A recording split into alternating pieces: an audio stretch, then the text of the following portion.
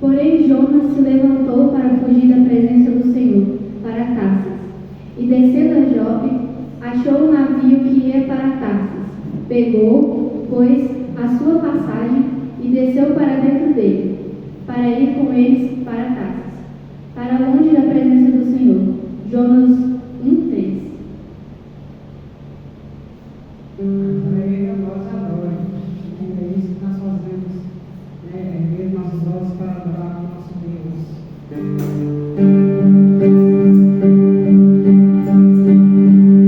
Surpreender,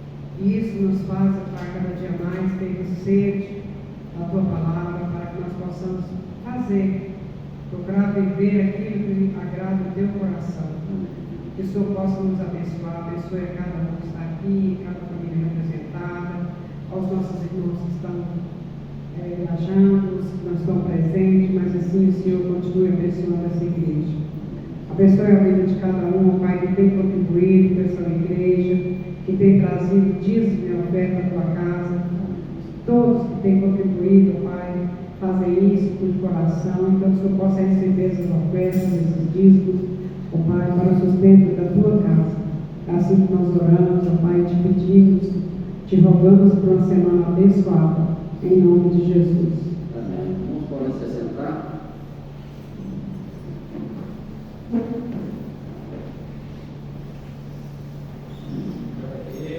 A palavra de Deus diz: então temeram os marinheiros e clamavam cada um a seu Deus, e lançaram ao mar as cargas que estavam no navio, para aliviarem o seu peso.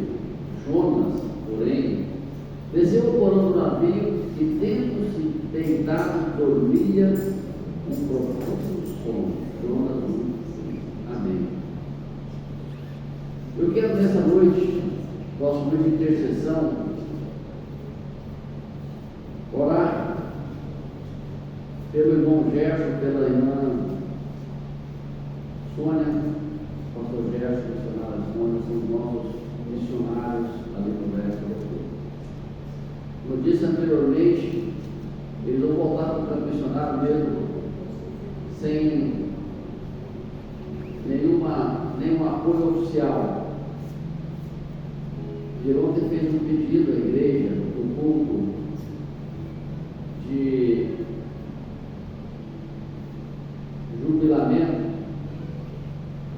Ele fez um pedido, dizendo que estaria voltando para o campo missionário, porque missionário não se aposenta, missões não se aposentam. Ele fez um pedido interessante para a igreja. Ele não pediu sustento, pediu oração. Ele disse: olha, eu quero fazer um pedido da igreja, eu quero que faça um compromisso com Deus e conosco, de orar por nós, porque voltaremos para o campo missionário, e sei que Deus vai nos sustentar, Deus vai nos manter ali, como sempre nos manteve, nunca nos faltou nada, e Deus nos livrou de tantas coisas, e ajudou tanto nada. Então eu quero fazer um pedido da igreja, falando, eu quero que os irmãos, de todo o coração, orem por nós. E mostrou um vídeo, colocou algumas missões por ele, colocou um vídeo de uma senhora, de duas senhoras, aliás, lá na Paraíba, de onde ele é. Essas mulheres oram por ele desde o dia em que ele foi levado para a Romênia, em 1994. Nunca deixou de orar. E assim tem várias pessoas que oram por ele. Então eu quero nessa noite, nós oremos pela vida do pastor Gerson, da irmã Sônia, e todos os seus filhos são missionários, cada um. E quero pedir a você, de todo o seu coração, você faça um compromisso com Deus, de colocar essa família nas suas orações. Orar mesmo. E você, todo dia você, nas suas orações, se coloca essa família.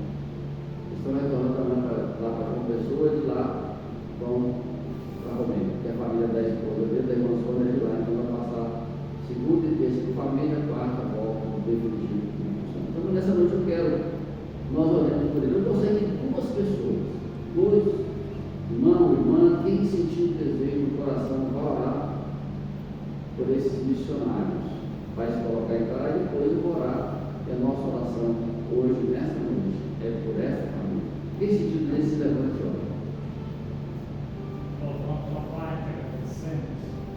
Da tua palavra que é verdade, Senhor, nós te agradecemos pelos grandes exemplos de homens do passado que exerceram, ó Pai, trabalho missionário, a mensagem de salvação, aqueles povos que ainda não conheciam, tido uma experiência pessoal com Jesus. Nesse momento, Senhor, lembrando do pastor Gerson e da Sônia, tu possas guardá-los, ó Deus, possa abençoá-los, possa dirigi-los, Senhor, nessa nova empreitada em que eles, mesmo não sendo oficial, estão dispondo as suas vidas para servir, para levar o Evangelho àquele povo que eles conhecem.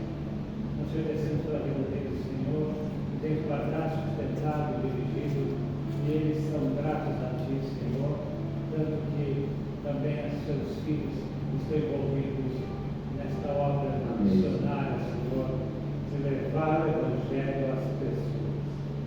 agradecemos pela vida deles, intercedendo ao Pai, o teu Espírito seja sobre eles, sustentando, guardando, protegendo, dando de sabedoria, entendimento, saúde e paz, de tal forma, Senhor, que eles possam fazer essa obra que é grandiosa, que é maravilhosa, que traz vida a pessoas que estão tão longe do Evangelho. Amém. Te agradecemos a Deus por esse momento, em nome de Jesus. Amém. Mais alguém? Quer falar? Amém. Soberano Deus, muito obrigado, Senhor, por esses momentos, Deus, em que estamos passando na tua casa nesta noite, Deus. Receba os nossos louvores, que estamos a ti nesta noite, Pai. E obrigado, Senhor. Só temos que te agradecer por tudo que tens feito em nossas vidas até aqui. Ó Deus maravilhoso, neste momento eu quero pedir isso especial, Senhor, em favor do missionário Gerson e a sua esposa Sônia, Senhor. Ó Deus, eles estão partindo para um país distante, Pai, a proclamar a tua palavra, ó Deus, a levar o teu evangelho como o Senhor pediu da tua palavra, Senhor, livre por todo mundo. É o que eles estão fazendo, Pai, e para proclamar a tua palavra aos que não te conhecem, Senhor. Esteja abençoando grandemente esse casal, Senhor. Amém. Que o Espírito Santo do Senhor esteja guiando os seus passos aonde quer que eles forem, Pai de amor. Amém. Dando eles, ó Deus, cada dia saúde, força, coragem, sabedoria, ânimo, ó Deus, para que a tua palavra, ó Deus, seja pregada, Senhor. E que muitas almas eles possam ganhar para o teu reino, Pai amado. Ó Deus maravilhoso, muito obrigado por essas vidas, ó Deus. Que o Senhor possa estar guiando os passos deles, ó Deus. Obrigado, Senhor, por tudo que tens feito na vida deles e por tudo que o Senhor ainda vai fazer. Obrigado. Muito obrigado. Em nome de Cristo Jesus, nós te agradecemos. Amém. Pai, nós estamos aqui nesta noite em culto para te adorar, para te louvar, para te servir. Nós não viemos aqui para receber, mas para ofertar ao Senhor. Pois nós ofertamos a nossa vida ao Senhor. Eu quero, Pai, nesse instante, te agradecer, te louvar pela vida do pastor Gerson da irmã Sônia, teus filhos, teus servos, que um dia o Senhor chamou para que eles fossem ali, para aquele país, e ali, ó Deus amado, realizassem a tua obra. Agora já velhos e cansados, Pai, mesmo assim, se recusam a parar e te servir. Os abençoe grandemente, fortalece o irmão Gerson, a Sônia, saúde física, emocional, espiritual, que eles continuem, Pai, sendo teu instrumento ali, na Romênia, na Moldávia, por onde for, que eles sejam, Deus amado, usados pelo Senhor. Abençoe seu retorno, seja um retorno feliz, abençoado, livra-os do mal, e que eles continuem levando a tua missão. Que vidas sejam salvas por intermédio do trabalho deles, porque eles reconhecem tudo que fizeram. É tão pouco diante daquilo que o Senhor tem feito. A ti toda honra e toda glória nós rendemos ao Senhor. E eles fazem isso, porque reconhecem que eles foram apenas instrumentos, nada mais. Obrigado pela vida deles. E que a vida deles continue falando no nosso coração, nos animando, ó Pai, a realizar também essa obra tão grandiosa. Abençoa o teu povo realmente. Conclui conosco, em nome de Jesus. Amém. E amém. Vamos colocar em pé, ler o que está aí na nossa. Alguém poderia desligar essa música, por favor? E vamos ler o que está proposto em Jonas, capítulo 1, 6, 8, 14, 15, capítulo 2, 1 e 2, capítulo 3, 1 a 3. Vamos ler. O mestre do navio, chegando-se a ele, disse: Que tens no miolo? Levanta-te, clama a teu Deus, talvez assim esse Deus se lembre de nós, para que não pereçamos. Então clamaram ao Senhor e disseram: Ó Senhor, nós te rogamos que não pereçamos por causa da alma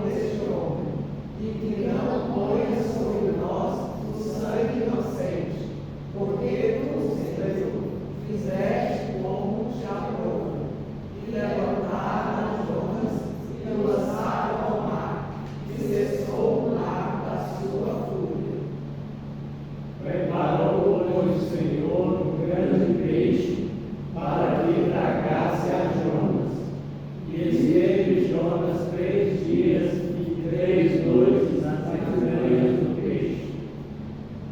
E orou Jonas ao Senhor, seu Deus, das entranhas do peixe, e disse: na minha angústia clamei ao Senhor, e ele me respondeu: do ventre da sepultura gritei, e tu ouviste a minha voz. E veio a palavra do Senhor a segunda vez a Jonas, dizendo: levanta-te, vai à grande cidade de Nínive, e prega contra ela a mensagem que eu te digo. E levantou-se Jonas e foi a Nínive, segundo a palavra do Senhor. Ora, Nínive era uma cidade muito grande, e 3 dias de caminho. Amém? Os irmãos podem se acertar. O livro de Jonas é um livro muito interessante, porque muitas vezes nós infantilizamos esse livro, e é um livro que as crianças gostam de ouvir a história de Jonas. Então, em função disso, muitas vezes a gente infantiliza esse livro, e ele não tem nada infantil. Embora seja uma história boa de contar, eu contava muito para os meus filhos quando era criança, cantava, amavam, a gente ia tentar fazer um teatro, né, para poder colocar coisa mais importante, né, mais animada, e então é uma história bonita, mas de uma mensagem extraordinária. O livro de Jonas, o profeta Jonas, é uma verdadeira lição sobre a relação de obediência a Deus. Vou repetir. É uma verdadeira lição sobre a relação de obediência a Deus. Nada de infantil. Esse livro mostra claramente que a ordem de Deus é para ser cumprida e não discutida, nem muito menos descumprida. Tem um filme brasileiro, ficou muito famoso, eu assisti, você talvez vai se lembrar, né? Vou falar uma frase, você assistiu o filme, você vai se lembrar dele. Missão dada, missão cumprida. Quando alguém pede alguma coisa para eu fazer e que eu concluo, eu mando a mensagem: missão dada, missão cumprida. Então, nossa mensagem de hoje é: ordem é para ser cumprida. E Jonas exatamente nos mostra isso. Então, diante dessa verdade que diz que ordem é para ser cumprida, eu quero com os irmãos agora rapidamente pensar um pouco sobre o que ocorreu com Jonas, porque é um fato, não é uma história, não é uma parábola, não é algo que foi inventado, uma historinha bonitinha para tocar, mover as pessoas. Não, é uma realidade. Vamos lá. A cidade de Nínive, mencionada em Jonas, no profeta Jonas, era a capital do Império Assírio. Era uma cidade, na época bíblica, ela ficava na margem leste do rio Tigre. Hoje é a cidade de Mossul, ao norte do Iraque. Então, Nínive era uma cidade que existia. As ruínas principais do sítio arqueológico são montes, é um nome que eu vou tentar acertar, tá? Cuyurik, acho que é isso, e Nebius, integra a área urbana de Mossul. Então, geograficamente, Nínive era ali, naquela região, hoje Iraque, na época Assíria, né? Então, é bom que a gente fique atento, porque nós temos uma tendência, porque a narração da história dá a impressão que Nínive era uma cidade costeira, porque Deus mandou o peixe imitar Jonas também, não é isso? Então, a impressão que Jonas sai do mar, né? Com aquele banho salgoso para dar uma melhorada, né? Estava fedendo peixe. Não é isso? Estava fedendo peixe, né, Eduardo? Então, Nínive não era uma cidade costeira, estava à margem do rio Tigre, longe da costa. Interessante, né? Mas pastor, Jonas não pegou barco, sim, porque de onde estava até a porto mais próximo, para depois ir para lá. Não era uma viagem fácil. Hoje nós temos tanta facilidade, né? Tem carro, tem avião, tem navio, tem trem, tem bicicleta, tem carroça. Naquela época era só de uma região para outra, às vezes era barco, às vezes era tanta coisa. Então, era uma viagem longa, difícil, não era fácil. De onde Jonas estava para Nínive não era tão fácil. Mas mesmo assim, então, Nínive não era uma cidade costeira. Por isso, o regresso de Jonas a Nínive também foi algo complicado. Muitas vezes, irmão, eu quero abrir parede, nem estar aqui no meu esboço. Muitas vezes nós temos dar a volta em Deus, sabe, querendo dar uma ajudada, dar uma escapada daquilo que Deus quer. E a gente sai o quê? Do trilho. Deixa eu dizer uma coisa para você. Como é difícil você voltar do trilho. Sair do trilho. Jonas teve uma facilidade tão grande. Deus deu uma ordem e ele pensou: vou vir para cá, vou para cá. Vou sair da rota. Certo? Então, Jonas, no seu regresso não foi fácil. E se eu não me engano, nós achamos que fugir uma tentativa de fugir para tentar descumprir uma ordem de Deus é algo que não vale a pena. Não vale a pena. Então isso gera o juízo de Deus. Jonas, você quer então, quer dizer que o Senhor decidiu, achou por bem que dá para escapar do meu juízo, né? Dá para escapar do meu peço, porque a ordem que eu te dou. Então os irmãos conhecem, né, do algum versículo, e dão tempo. Mas, amados irmãos, o amor de Deus pelas pessoas é tão grande. E Deus foi tão misericordioso com Jonas, que ele falou: vou dar uma nova oportunidade, porque eu amo aquele povo de Nínive. E sabe quem era esse povo na cidade, na verdade, quem era das filhas? Era um povo mau, perverso. Sabe como é que ele passava a tratar o povo de Deus, os prisioneiros? Sabe qual é o carinho que eles falavam, faziam com o povo de Deus? Em palavra. Você sabe o que é em palavra? Sabe? Vou falar dele só mais para essa semana. Enfiava uma estaca pelo ânus até sair tudo. É o carinho. Né? Então, mas Deus, por amor àquele povo, por misericórdia, Deus tem misericórdia com o missionário. Você pode chamar de missionário com Jonas, né? Então Deus dá a oportunidade para que Jonas volte, para que ele cumprisse uma ordem dada. Deus não abre mão de uma ordem que ele nos dá. Então vamos aqui agora entender a primeira coisa, a missão, a missão. O contexto bíblico histórico era assim: Nínive, capital da Síria, era uma cidade violenta, idólatra e cruel.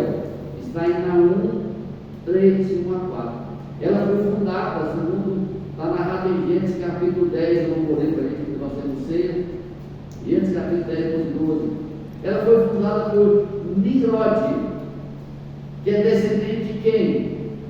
Cã. Quem que é Cã? Filho de Noé. Então, ou seja, você vê que há uma história aqui, não é algo fictício, tem um contexto histórico de pessoas que existiram. Então você comprova que o livro de João do Papa é real. Então, Nimrod fundou e aí o povo assírio. Nos dias de Jonas, que foi aproximadamente no século 8 a.C., que ocorreu a história, era uma das maiores cidades da Síria. Ela é tanto conhecida pela sua grandeza como pela sua bondade. Olha como é que Nínive era conhecido, por uma cidade bonita, grande, cidade assim, extraordinária, muita coisa, sofisticada, atualizada, né? Mas mais conhecida pela sua maldade para com seus inimigos. Eu já te contei o carinho que ele gostava de fazer, né? Mais tarde, esse povo que escravizou, ele foi escravizou por Israel, mas como para exercer o juízo de Deus. Então se tornou um instrumento de disciplina. Eu coloquei disciplina e juízo sobre Israel. Muitas vezes Deus se viu obrigado a usar povos para disciplinar o seu povo. O povo se afastava, então Deus se via necessidade de exercer o juízo usando outros povos. Então, a Síria chegou a desde o reino do norte, em 722 a.C., está narrado em 2 Reis, capítulo 17. Portanto, a cidade de Nínive era uma cidade importante do povo assírio, não sírio, mas assírio. Deus, porém, não desejava a destruição imediata daquela cidade. Olha só que interessante, apesar de ser um povo mau, cruel, Deus não queria destruir aquele povo. Está narrado em Jonas 3:2. Mas Deus então quer dar uma oportunidade de arrependimento. Deus sempre oferece a oportunidade de arrependimento. Deus oferece a oportunidade de você reconhecer o seu erro e mudar o seu mundo. Aliás, o que significa arrependimento? Quem sabe? O arrependimento vem do grego metanoia. Metanoia é mudança de mente. Por isso, irmão, não há arrependimento sem mudança. A pessoa fala que se arrepende, mas não muda de atitude, não se arrependeu. Pode até entender o que é errado e tudo, mas. Então, aprenda isso. Não existe arrependimento sem mudança de atitude. Pode entrar, meu amigo. Fique à vontade. Deus te abençoe. Pode entrar. Alguém recebe o nosso visitante aí. Então, Deus não desejava, em hipótese alguma, destruir aquela cidade, embora fosse um povo mau. O povo que merecesse tudo aquilo. Então Deus dá aquela vontade de salvação, mostrando que o plano de Deus sempre foi a salvação do homem, não importando a sua nacionalidade.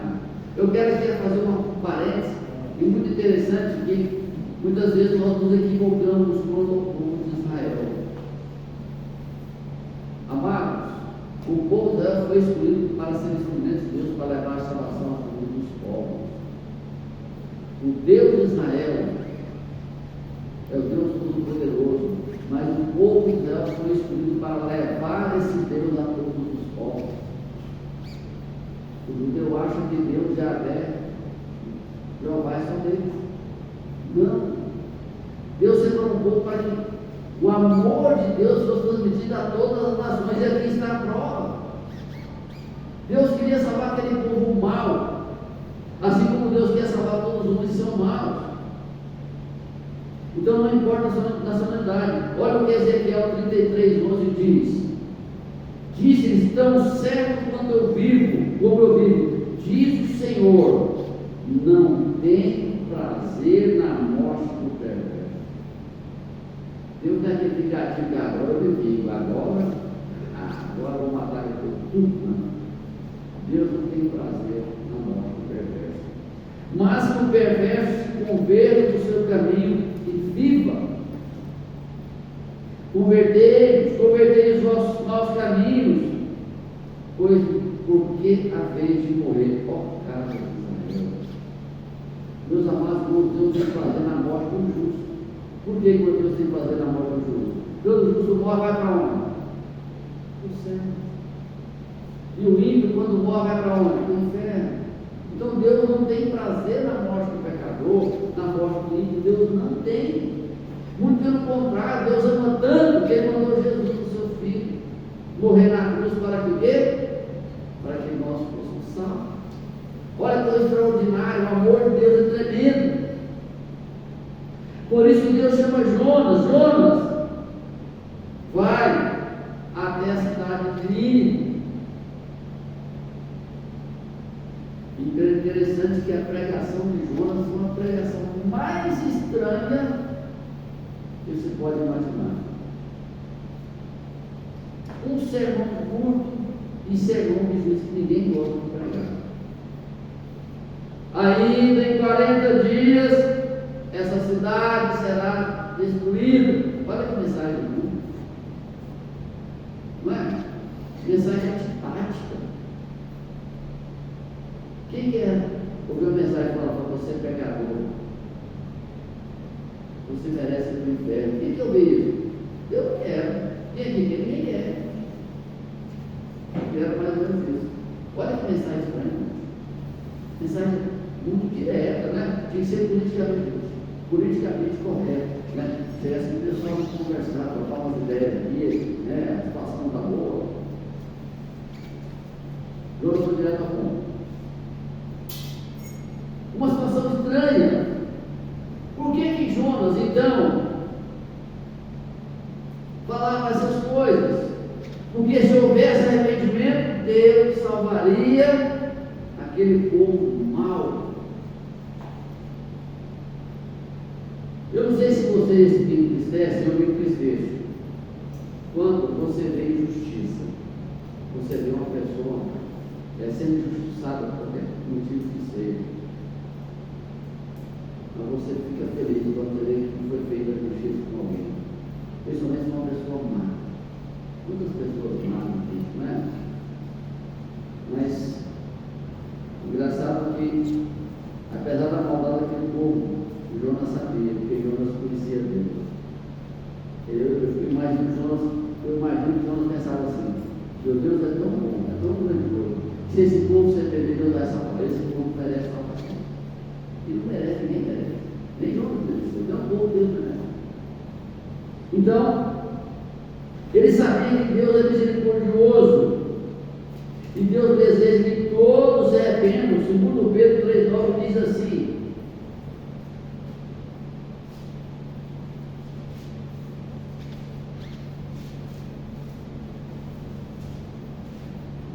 também está todos bom aqui, mas balança minhas coisas aqui, né? O Senhor não retarda a sua promessa, ainda que alguns julguem demorar. Pelo contrário, Ele é paciente e não quer que ninguém pereça, mas que todos cheguem ao arrependimento. Olha que Deus é grandioso. Então, Deus, amados irmãos, Deus quer que as pessoas se arrependam. Esse é o propósito de Deus. Deus tinha o propósito daquela cidade má, perversa, cruel, idólatra. Era idolatria tremenda, mas Deus queria que o povo se arrependesse. Mas eu quero agora trazer um pouco das lições espirituais que tudo isso, o que o livro de Jonas ensina. As lições espirituais da missão em Nínive, o que nos transmite. Primeiro, que Deus se importa até mesmo com o mais vil pecador. Deus se importa com o mais vil inimigo. Os assírios eram um povo inimigo e cruel para com o povo de Deus. Eles realmente mereciam morrer. Jonas tinha razão. Esse povo merece ser chupado a pé. O povo merece ser morto pela crueldade dele, pela crueldade que ele fez. Mas mesmo assim, Deus teve misericórdia e estendeu as mãos. Tem oportunidade. E por isso que nós temos que pregar a qualquer pessoa. A salvação é para toda criatura. Se a pessoa aceitou, não é outra coisa, mas o meu dever é pregar. Inclusive para aquela pessoa que eu não gosto. E é difícil, não? Você pregar para a pessoa que você não gosta, é uma difícil. Jonas entendia isso. Então Deus importa até com os inimigos. Isso deixa claro que devemos pregar também àqueles que nos causam dificuldade, aquele que nos fere, que nos traz dor e se opõe a nós gratuitamente. Quem aqui nunca foi injustiçado gratuitamente? Você não sabe o que a pessoa fez aquilo. Você não sabe que aquela pessoa te feriu, porque ela virou a cara para você. Existe isso, irmão. Ninguém está dentro disso não. Às vezes uma pessoa do seu lado, que você gosta. Você não sabe. Porque ela virou na cara para você. Ela foi mal, olha. Você não sabe.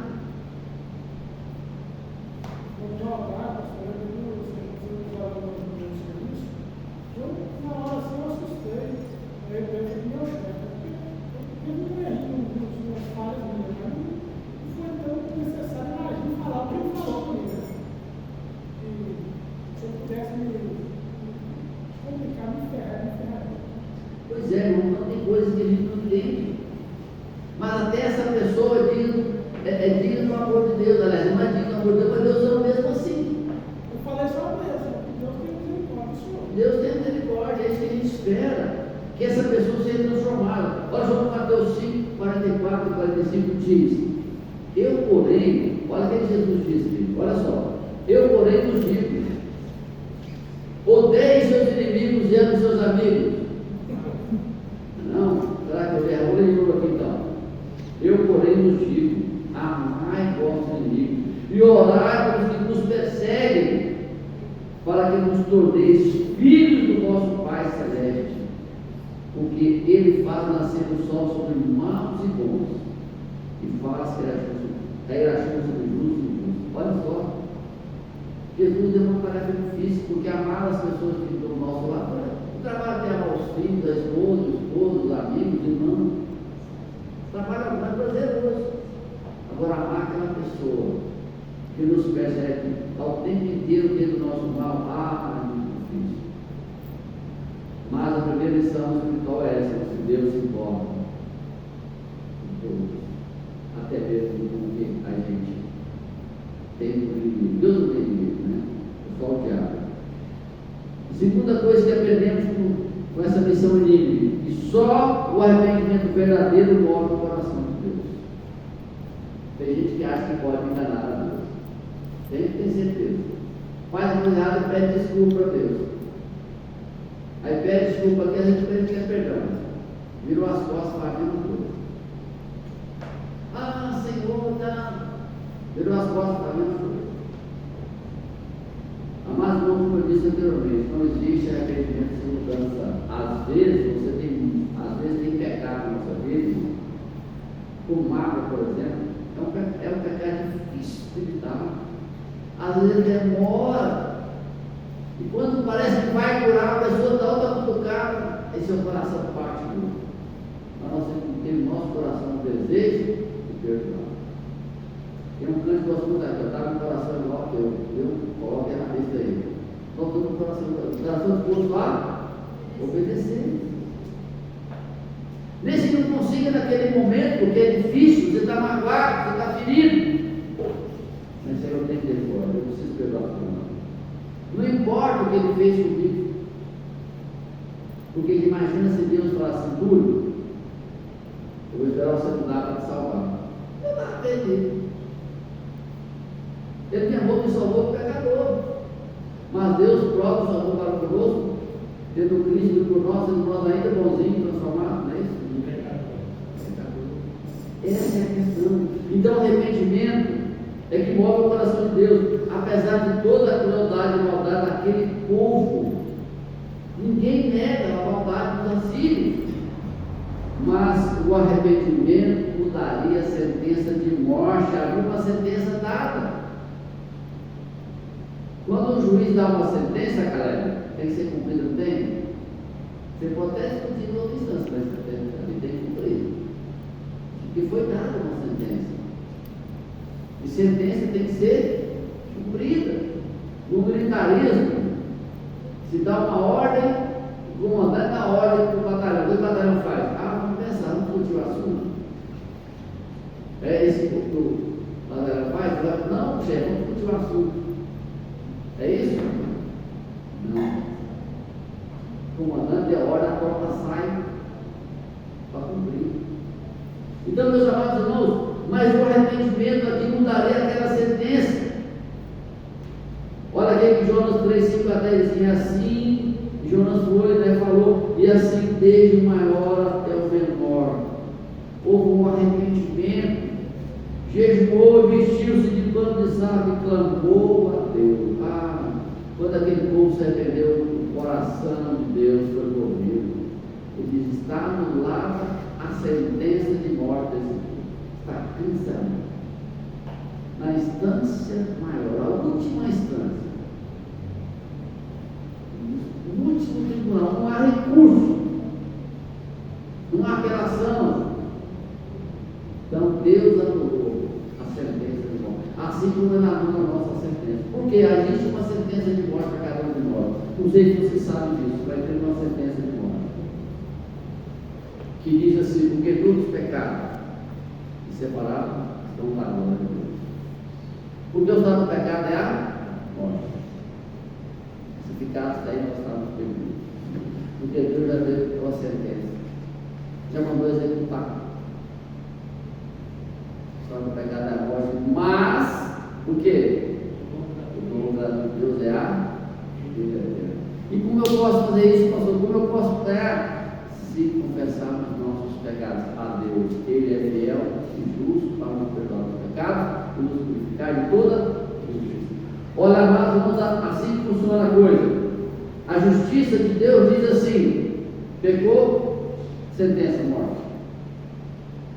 Não cabe recurso, não tem discussão, é morte. Aí vem a graça de Deus, diz: olha, é morte que eu vou pagar, eu vou morrer no lugar. Tem que morrer dele, então Jesus veio morrer no lugar, no seu lugar.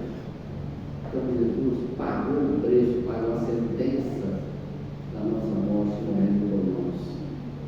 Mas é necessário que haja arrependimento. Esse fato nos mostra, nos ensina que não importa quão grande seja o pecado, a gente classifica, né? Pecadinho, pecado e pecadão. Né? Tem pecado que é maior, né, pastor?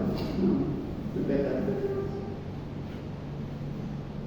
Mas olha, meus amados irmãos, não importa dentro da nossa concepção quão grande é o pecado, mas se houver arrependimento, meu irmão, o coração de Deus derrete. Ele fala assim: não, mas ele fica correr para isso, para anular a sentença. Coisa maravilhosa. Terceira lição espiritual que a gente tem, sabe o quê? A missão de Deus. Sabe o que eu descobri ontem? Eu nunca ouvi isso. Até mandando até a careca aqui. Eu vi da irmã Sônia. Ela falando: que interessante, aqui ficou no meu coração, na minha mente. Deus é missionário. Nunca tinha ouvido isso. Que Deus é missionário. Aí você começa a ver a ação de Deus, Deus é missionário.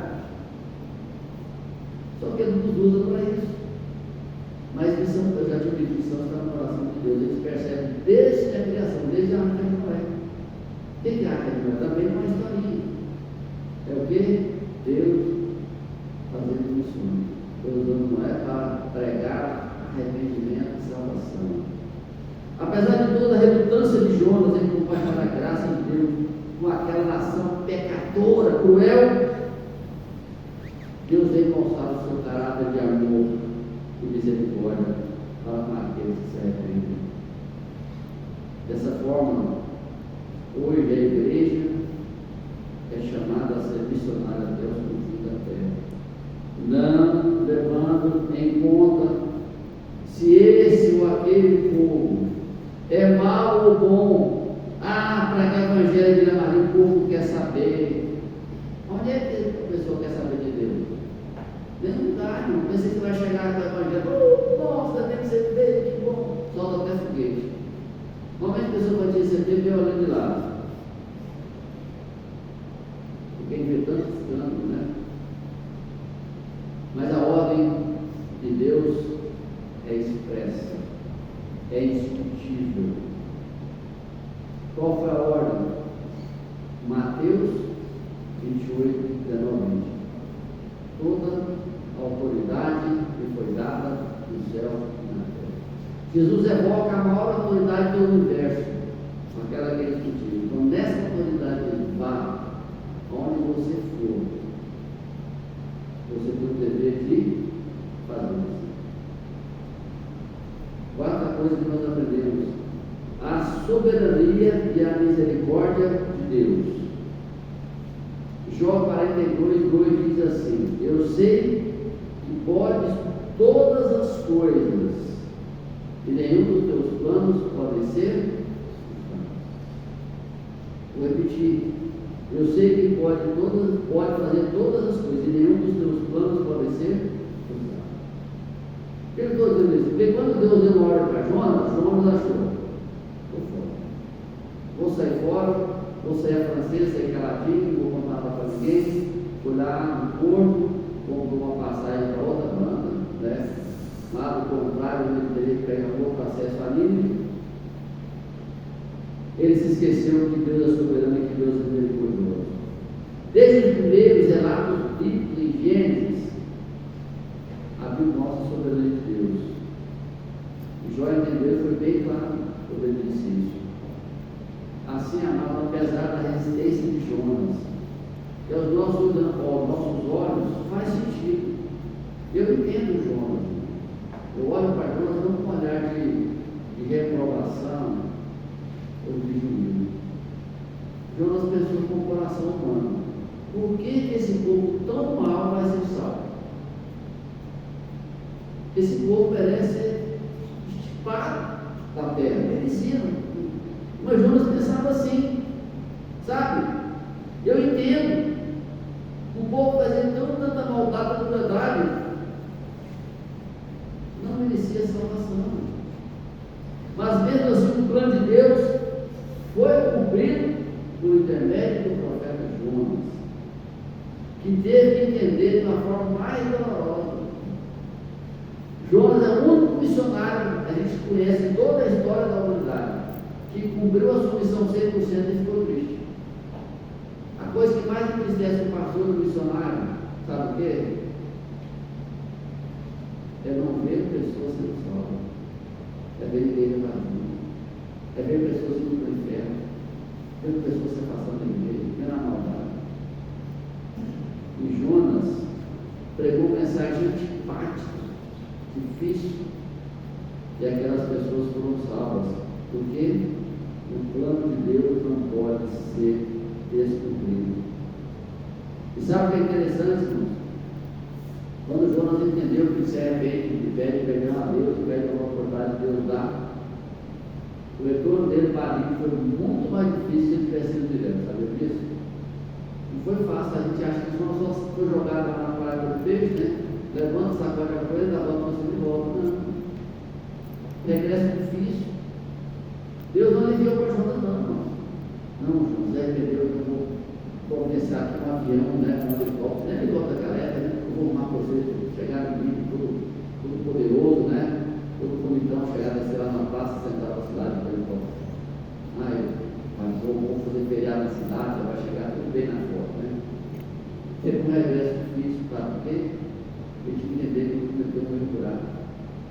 Que não se foge da presença de Deus. O Deus fala que tentou fugir da presença de Deus, como se fosse possível. Então, meus irmãos, temos que entender que mesmo nós não entendemos o caminho de Deus, muitas vezes você não entende, você fica em dúvida: será que é isso que Deus quer realmente de mim? E essa é uma pergunta que a gente tem que fazer sempre: será que é isso que Deus quer de mim? Será que é isso mesmo? Mesmo que ele não entenda o caminho de Deus, ele vai cumprir o seu propósito por amor. Olha que coisa maravilhosa, vai cumprir o propósito por amor. Amor aos perdidos, amor a nós. Porque nós devemos cumprir suas ordens sem discutir ou questionar. Isso é fundamental, meu irmão. Nós não temos que questionar a ordem de Deus. Ela é para ser discutida e questionada. Terceira lição que nós aprendemos: o que a experiência de Jesus hoje? Porque como é que se aplica para a igreja batista Nova Aliança que como é que isso nos ensina? Primeiro, nós podemos dizer que ele simboliza um mundo perdido no pecado, necessitando de salvação. E nós, a igreja, é quem recebe a ordem expressa de Deus e levar a mensagem a todos os povos sem discutir o original. Segunda coisa que esse trecho nos ensina: Jonas, eu creio que Jonas representa muitas vezes o cristão relutante, aquele cristão cri-cri, que quer discutir a ordem de Deus, quer ficar arrumando confusão na igreja. Pastor vai uma coisa, pastor faz um apelo para ajudar alguma coisa, vamos fazer uma tarde na igreja. Jonas simboliza essa pessoa que prefere guardar para si a graça recebida e não quer compartilhar com ninguém. Ele não crente que é assim.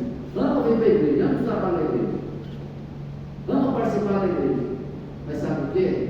Não quer compartilhar a graça com Deus, não quer testemunhar do seu vizinho, do seu parente, não quer dividir essa alegria, quer guardar com ele. E até o crente às vezes alegre demais, mas se for para poder dividir essa graça de Jesus, não é com ele.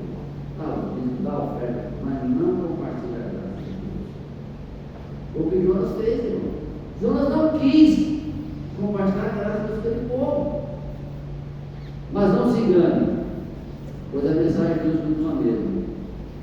O que ele chama o seu povo, que é a sua igreja, que é eu e você, para proclamar o arrependimento.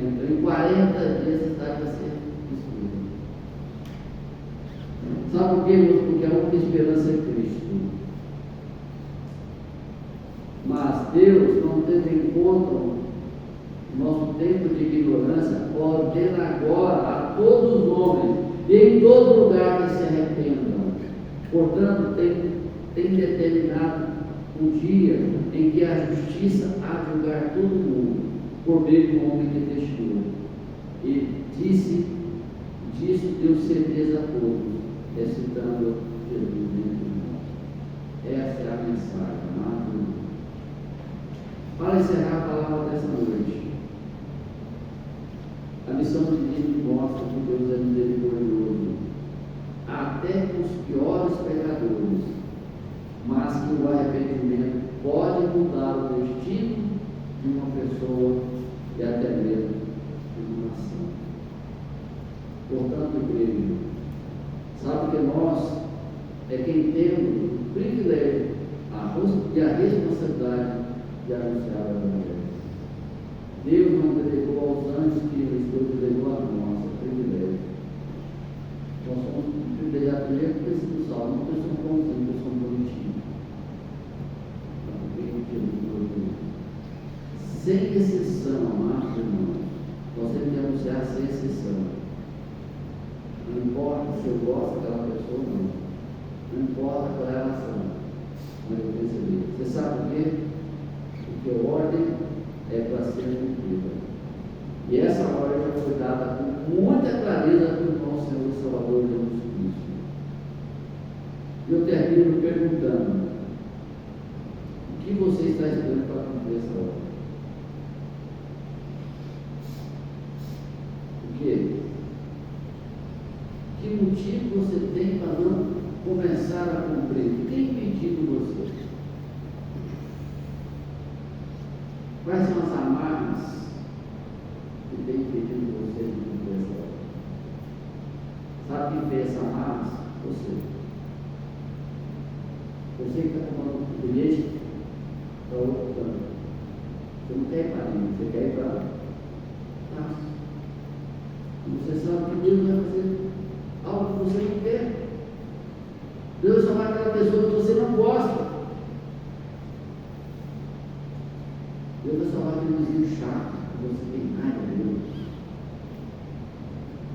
Deus vai salvar aquele amigo que tem colega de trabalho que é, desculpa a expressão, que é um saco, que é mentiroso. Aquela pessoa que engana. O que você está esperando? Porque a ordem foi dada. Toda autoridade foi dada no céu e na terra. Portanto, into, a palavra certa em grego é a posição into, ou seja, onde você for. Fazer discípulo em toda a pessoa. Que Deus nos abençoe, que a gente possa entender que a ordem de Deus nós temos que cumprir. Importa que nós disponhamos a fazer a obra. Se você se dispor, vou usar uma palavra do pastor Gerson, nós vamos resolver isso não dele, mas de alguns funcionários, que é o seguinte: se disponha, que Deus provê. Se disponha.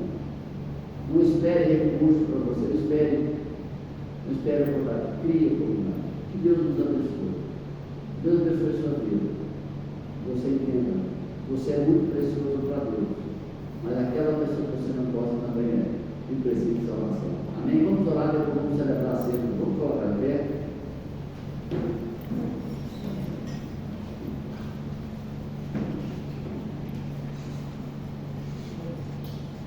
Pai, nós queremos louvar nessa noite pela alegria que nos dá de poder te cultuar, poder te adorar, poder te servir. Que nós, como igreja, possamos entender que o Senhor já nos deu a ordem e nós precisamos cumprir. Que possamos cumprir, Senhor Deus, com alegria, com satisfação, porque é um privilégio poder compartilhar a tua graça, o teu amor. Pessoas que eu vou aqui reunido, para que possa, a partir de hoje, ter uma nova postura, um novo foco na vida, para cumprir a tua missão sobre o Jeová. Pai, nós queremos também agora, neste momento aqui, vamos celebrar a ceia do Senhor. Que nós possamos ser gratos a Ti pela salvação que nos deu em Cristo Jesus. Porque na ceia nós lembramos, Pai, do Teu Filho Jesus, que foi morto na cruz, o sangue derramado para a remissão dos nossos pecados. Nós celebramos a ceia com esse propósito de lembrar, te honrar, te glorificar e te agradecer pela salvação, porque a ceia nos mostra que um dia o teu filho morreu no nosso lugar.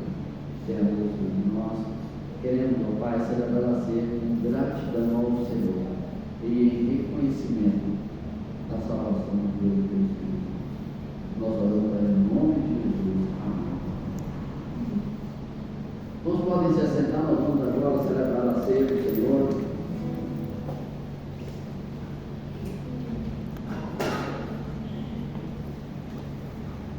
Eu vou convidar aqui Márcia, o irmão Fábio, vem cá. Cadê o Pedro da sua casa aqui? Na hora da sombra ele. Está bem importante ter um reserva? Então a missão hoje já está cumprida, né? Aqui estão esses vídeos sobre o grupo. Tá? Vai se transformar no sangue. Vai fazer. Mas aqui é o sangue de Jesus, que foi derramado para a remissão do nosso pecado. Aqui está o pão, é de parabéns. Também não vai se transformar no corpo de Jesus, mas ele representa o corpo de Jesus na cruz, comigo e você. Para participar da ceia, quem está em comunhão com Deus com a sua igreja, é o nosso convidado. 89. Ali o nosso irmão cantar então. E quem está para a ceia, o Senhor vai, vamos falar, quando ele vai levar até você, você pega o gás de pão de arrego.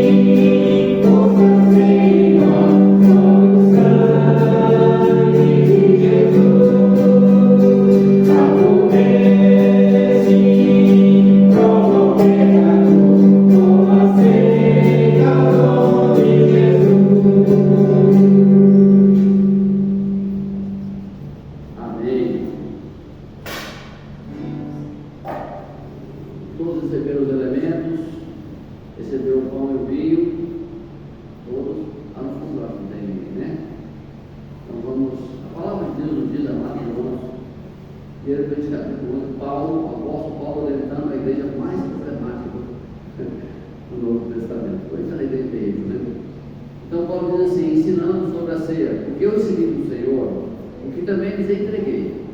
E o Senhor Jesus, na noite que foi traído, pegou o pão, e tendo dado graças, o partiu disso.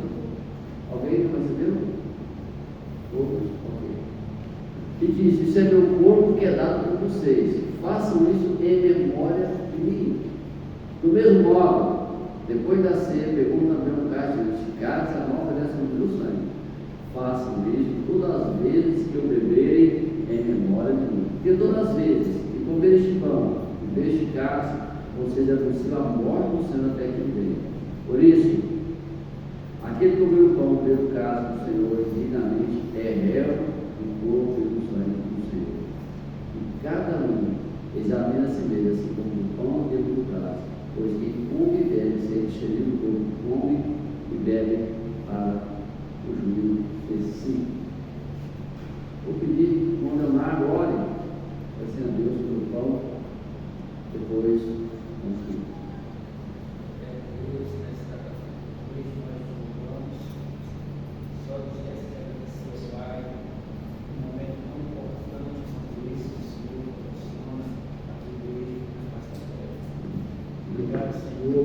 Pelo teu Filho amado, sangue na cruz do Calvário, morreu na cruz, para que hoje nós pudéssemos estar aqui, relembrando um momento todo singular como esse da igreja. Nós só temos que agradecer a Deus, em nome de Jesus, Senhor. Amém. Ele morre de Cristo como um pão.